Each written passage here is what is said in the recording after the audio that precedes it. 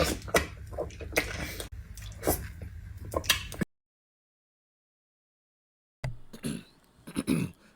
Shalawam, Shalawam. First off, giving all glory, honor, and praises to YAHAWAH, Bahasham, YAHAWASHI, Bahasham, QADASH. Double honor to the apostle and elders of great millstone who rule well and teach well. And Shalawam to the hopeful elect and the Akim out that push this word and this truth into sincerity. Alright, the title of the lesson today, we're going to be getting into the dietary laws. Alright, this is a video somebody showed me, me personally, Jake could do anything. Jake could eat anything. And Jake has no bounds when it comes to being wicked and abominable, because we know these things, we know these things are not things that we're not supposed to be eating. We're not supposed to be eating shrimp, not supposed to be eating crawfish, not supposed to be eating crab, lobster, oysters, and of course we all know you're not supposed to be eating swine. All right, all those things are abominable, but all of those things have their intended purpose for their said ecosystem. All right, and I say their said ecosystem, their said environment, or where they live, and their purpose. All right, it's not for you to just pick them and eat them as you choose. All right, definitely not supposed to be eating eyes and bones and all these other things. And just being honest, anything that has a shit liner in it, I don't want to eat it. All right. So let's get into the first scripture. We're going to open up with Deuteronomy chapter 4. All right, we're going to start at verse 5. And it says, but ye, Salakia, verse 5, Deuteronomy chapter 4, verse 5, it says, behold, I have taught you statutes and judgments, even as Yahawah, my power, commanded me, that ye should do so in the land whether ye go and possess it. Keep therefore and do them, for this is your wisdom and your understanding in the sight of the nations, which shall hear all these statutes and say, surely this great nation is a wise and understanding people. Verse 7, for what nation is there so great, who hath the Most High so nigh unto them, as Yahawah our power is in all things that we call upon him for. All right, and verse 8, and what nation is there so great that hath statutes and judgments so righteous as all this law which I set before you this day? All right, so that goes into this law, the statutes and commandments that we've been given. It's our wisdom, it's our understanding. All right, this is what we're supposed to follow, and it's the reason why we're supposed to follow. All right, I'm gonna hit a quick fact for you really quick before we dive deeper into it. We all know that we were taught that Noah being on the ark, the animals were 2 by 2, right? That's false. All right, let's get into it. We're gonna read and then we're gonna keep reading. All right, this is Genesis chapter 6. We're gonna start at verse 19 and we're gonna work our way down to 22.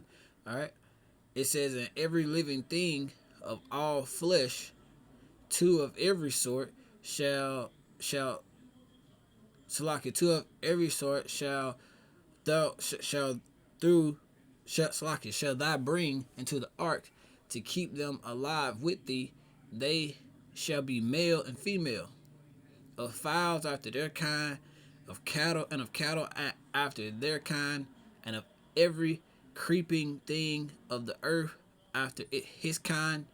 2 of every sort shall come unto thee to keep them alive, and to take thou unto thee of all food that is eaten, and thou shalt gather it to thee, and it shall be for food for thee and for them.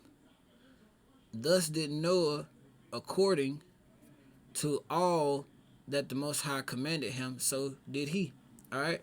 So the point of that first part there is the 2 of every animal that was brought, male and female, was for them to keep alive. That wasn't. We're going to keep reading here. I'm finna bring out the next part of this to show you that not only did he have a 2 by 2, but of every clean animal, he had 7 pairs. All right, it was 7 pairs. He had 7 of those. All right, 7 male, 7 female. All right. of the unclean animals there were two. All right, this is Genesis chapter 7, verse 1 through 3. All right, it says, and Yahweh said unto Noah, come thou and all thy house into the ark, for thee I have seen righteous before me in this generation. Verse 2, of every clean beast thou shalt take to thee by the sevens. So it wasn't 2 by 2. All right. You know, they had male and female side by side, of course, but when it came to the clean animals, it was 7. And when the unclean, it was 2. All right. Let me read verse 2 again. It says, of every clean beast thou shalt take to thee by sevens, the male and his female. Of the beasts that are not clean by the 2, the male and the female. All right. Of the fowls also of the air by the sevens, the male and the female, and to keep seed alive unto the face of all the earth. All right. So I just wanted to bring that part out really quick to show you that, you know, that's a cut into a lot of what's being taught around, you know, these churches and everything like that. They'll touch on a bit of fact, a small part of fact, and the rest of it just completely goes off. You know, they leave out the meat of it. All right, but let's get further. Let's get on into this lesson here. All right, you can find the dietary laws in Leviticus chapter 11, and you can also find them in Deuteronomy chapter 14, verses 3 through 21. All right, we're not going to read all of that. You know, we'll be here. You know, it'll be pretty extended. We're just going to, you know, I'm going to bring out the meat of it. But if you want to get deeper into it, Leviticus chapter 11 and Deuteronomy chapter 14, verses 3 through 21. All right, so the first thing we're going to touch on is the land animals. All right, the animals that walk upon land. All right. This is Leviticus chapter 1. Leviticus chapter 11, verses 1 through 4. All right. And it says, and Yahweh spake unto Moses and to Aaron, saying unto them, speak unto the children of Israel, saying, these are the beasts which ye shall eat among all the beasts that are on the earth. All right. We're just talking about the animals that walk amongst the earth. All right.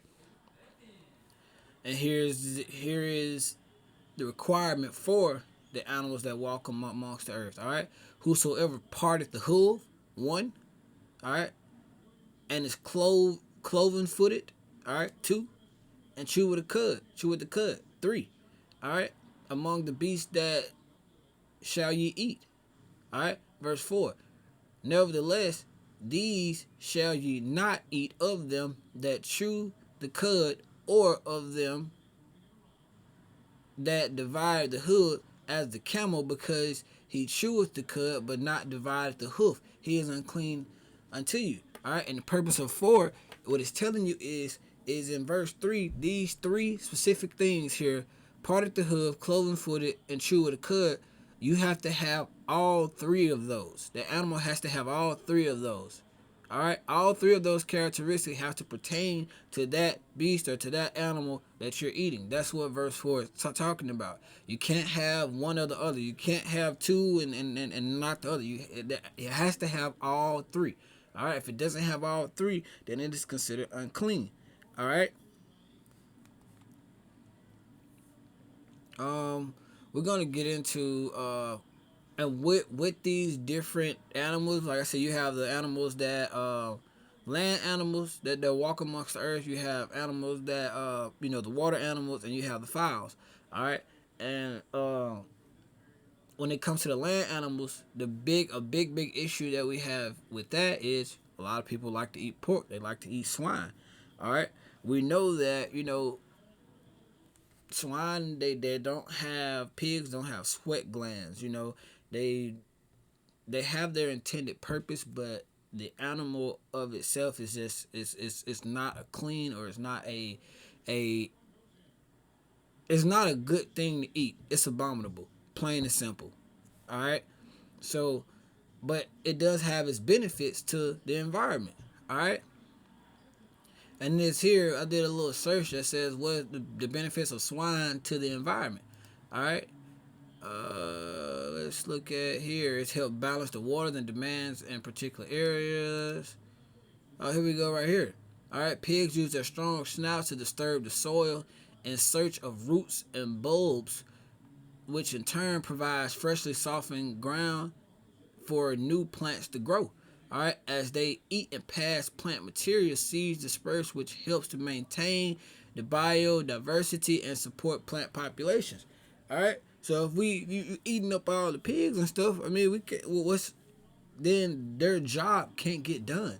All right, their intent for the environment cannot get done. All right, and also just being real with you, if you eat swine, then you're gonna get consumed with the fire. All right, you're gonna be consumed by the fire, and to prove that, let me bring that up for you. We're gonna go to the book of Isaiah. I think it's chapter 66.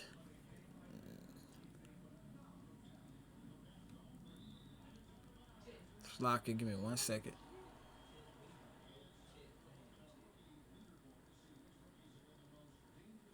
Come, here we go, right here. Isaiah chapter 66 and verse 15 through 17. And it reads, For behold, Yahweh will come, for behold, Yahawah will come with fire, and with his chariots like a whirlwind, to render his anger with fury, and his rebuke with flames of fire.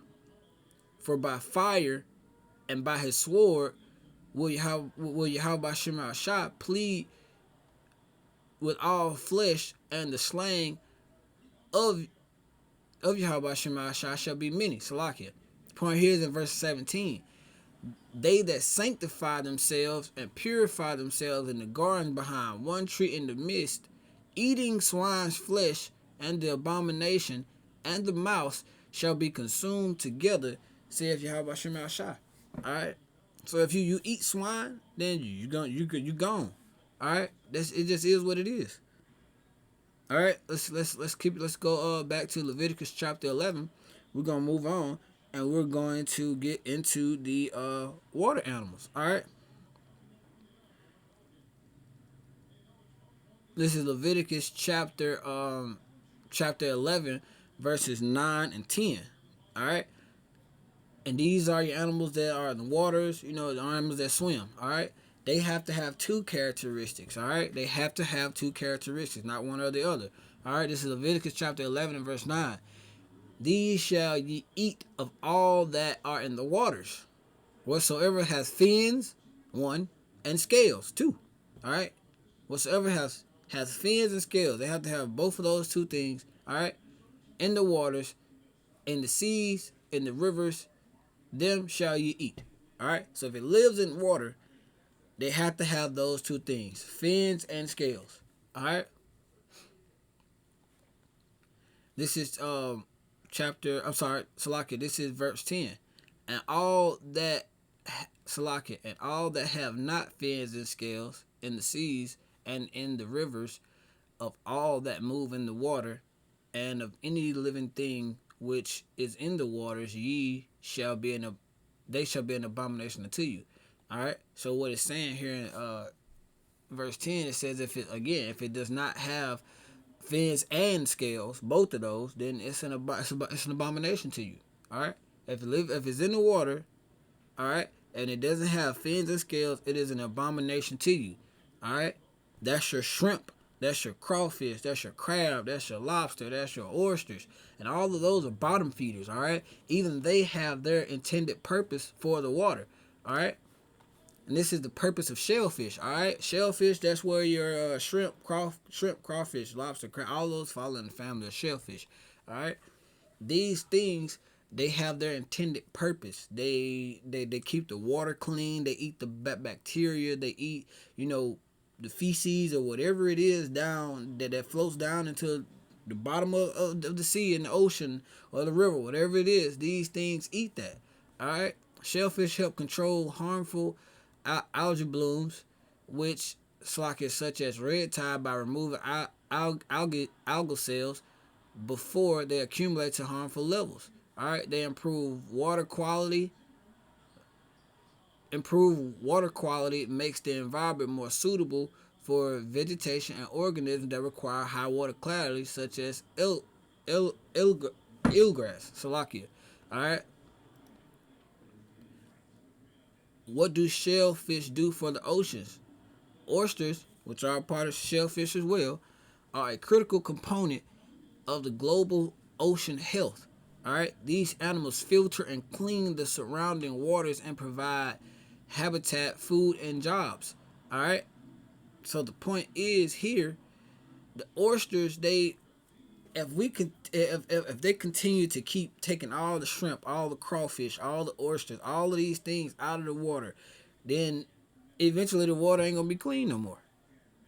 That means all the good foods in there, like your whitefish and anything that has scales and fins, then eventually they're gonna go bad as well, because they're not gonna have that right environment or that right habitat or that right ecosystem that they need to live in. All right. And the big thing, catfish does not have scales and fins. You cannot. Catfish is abominable. All right. Does catfish have scales and fins? All right. They do not have scales. They have fins, of course, you can see it, but they do not have scales. Straight to the point. All right. Let's move on. Now we're going to get into the flying animals, or the fowls. All right.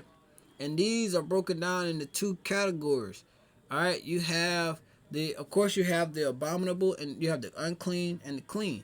All right. That's just like anything else. All right. This is Leviticus chapter 11. We're going to start at 13 and we're going to stop at 20. All right. And this is for the unclean animals. I'm going to read it and I'm going to tell you what they have in common here. All right. And these are they which ye shall have an abomination among the fowls. They shall not be eaten. They are an abomination. The eagle, the ostrich, the osprey, and the vulture, and the kite of his kind, even the raven of his kind, the owl, the nighthawk, the cockra, Salakia, and the hawk after its kind, and the little owl. And the point is here, I'm just gonna scroll all the way down to verse 20. It says, all the fowls that creep among all four shall be an abomination unto you. And verses 13 through 20 here, these are fowls that eat flesh. All right, they eat flesh. Any fowl or thing that fly, that creeps amongst the world, all right, that eat flesh is an abomination. All right, and we're gonna read verse 21 and 22. It says, yet these may ye eat of every living slacket, every flying creeping thing that goeth upon all four, which have legs above their feet to leap without upon the earth. Even these of them ye may eat: the locust after its kind, and the ball locust after its kind, and of the beetle after its kind, and the grasshopper after its kind. Alright? The point is, these are things that eat grains, they eat seeds, and they eat vegetables. Alright? So the point, and also here what you can take from, another thing you can take from this is, when you're looking at these clean animals and it tell you this animal after its kind and this animal after its kind, once you start looking into the families, the family line of these clean animals or the clean food, you understand that there's a lot more things that you can eat. All right, besides just the general things that we know about, but we have to study these things. We have to know these things as well. All right. Next scripture we're gonna bring out is Baruch.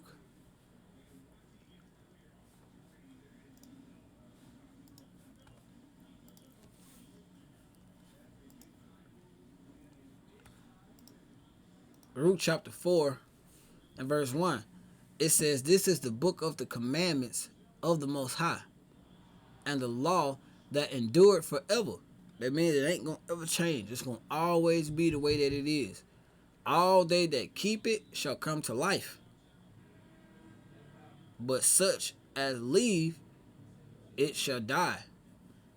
All right, the point is that this law is going to endure forever. If you keep it, then you shall come to life. But if you leave it, you're gonna die. All right. Look at all these people who eat these abominable foods, and look how overweight they are. Look how they deal with all these health problems. You know, they have all these different things. Like, just a quick fact here. I knew a brother who was talking about how he knew somebody that worked in these butchering factories, and when they're slaughtering these pigs and stuff, a lot of them have these cancer. They have cancer bacteria, or cancer cells in the meat, and they can see that in the meat. All they do is dye it and sell it. They dye it a different color, make it nice and pink for you, and they sell it. All right, you're not supposed to be eating any of that stuff from the beginning. All right, because what you don't get is this law. It's the reason why those that keep it shall die. This law is perfect. All right, and to prove that it's perfect, let's get Psalms 19. Psalms 19:7. It says the law of Yahawah is perfect, converting the soul. The testimony of Yahawah is sure, making the wise simple. All right. So that's the point. It's perfect. All right. It makes everything simple. It makes everything here. Do this, do this. Don't do this, don't do that. The point is you want to find a reason to do what you want to do. All right.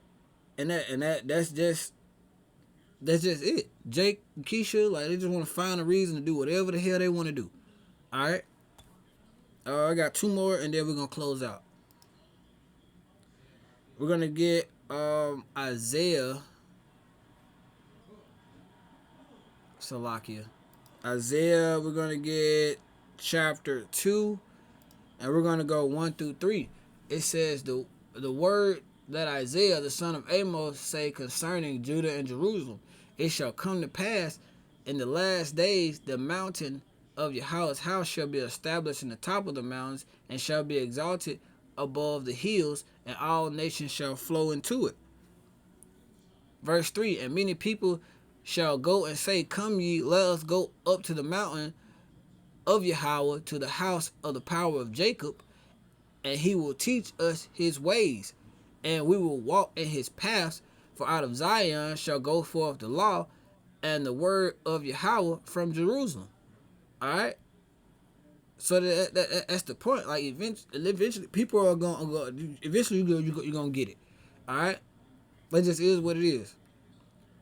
All right. I got one more, and then we're going to close it out. Let's go to Proverbs chapter 28 and verse 9. The point is, like I said, people are going to find a reason to do whatever they want to do. All right. You can get them as many laws, as many scriptures, as many precepts, and like as many facts as you want to. We can give them the whole internet, the whole Bible, and everything. They still gonna do what they want to do. All right. The point of that is here. He that this is Proverbs chapter 28 and verse 9. He that turneth away his ear from hearing the law, even his prayer shall be an abomination. All right. So you can't just pray over it and that's it. You can't just you can't sit here and have a plate full of pork ribs or some pork chops, and you think that you're gonna pray over it and bless it, and that's gonna be straight. No, it's not. That is an abomination as well. All right. So without further ado, I pray that this lesson was edifying to you. And until again, I'm gonna say Shalawam, YAHAWASHI, Bahasham, QADASH, Barak, Atham.